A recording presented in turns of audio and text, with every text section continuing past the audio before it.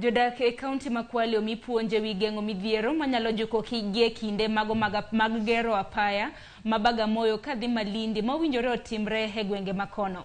Ma en tielo mar ariyo mar gedo mar apayano ma irito mondo chakre e kaonti ma Kwale. Ritruok makedo ne Uganda Collaborative Center for Gender and Development wacho ni nyithindo kod mine kalo e midhiero e kinde mag gedo makamano dhi nyime.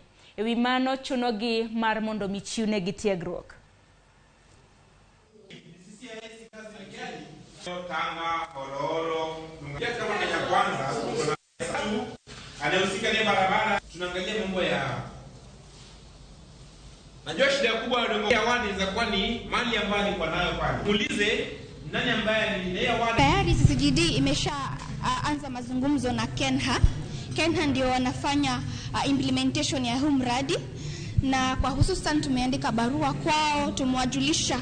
Ukiangalia kwa awamu ya pili ndio Kwale County kwenye tuko sasa, barabara bado haijaanza, na ndipo sasa CCGD na BIC kaamua kuhamasisha jamii kutokana na mambo yale tuliweza kuwapata upande wa Kilifi, hususan mambo ya masuala ya watoto, masuala ya mazingira, ili waweze pia kuja na itikadi na mbinu pia zao za Kwale County kuzuia madhara haya. Kwa kweli kuna hizi dhulma ambazo zinatokea kwa development kama barabara zikijengwa, lakini wale wananchi our report. The reason to why our report ni juu hawajui ni njia gani wanafaa kufuata kuripoti hizi kesi. Tunaweza kuhamasisha jamii, kuelezea kama ni mtoto amethulumiwa kwa njia ya kunajisiwa na wale ambao watakuja kujenga hizo barabara, ama kama ni mama ajalipwa, manake wamama wengi unaona wanatengeneza vibanda kule kwa barabara. Tunakuja on board kuelezea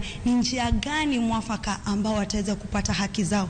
Tunangependa na tunataka waje watuhusishe, ili baadaye isije ikawa dhulma zimetokea alafu ikawa ni vigumu kufidia, ama ikawa ni vigumu yale malalamishi kushughulikiwa kwa haraka ili iwezekane.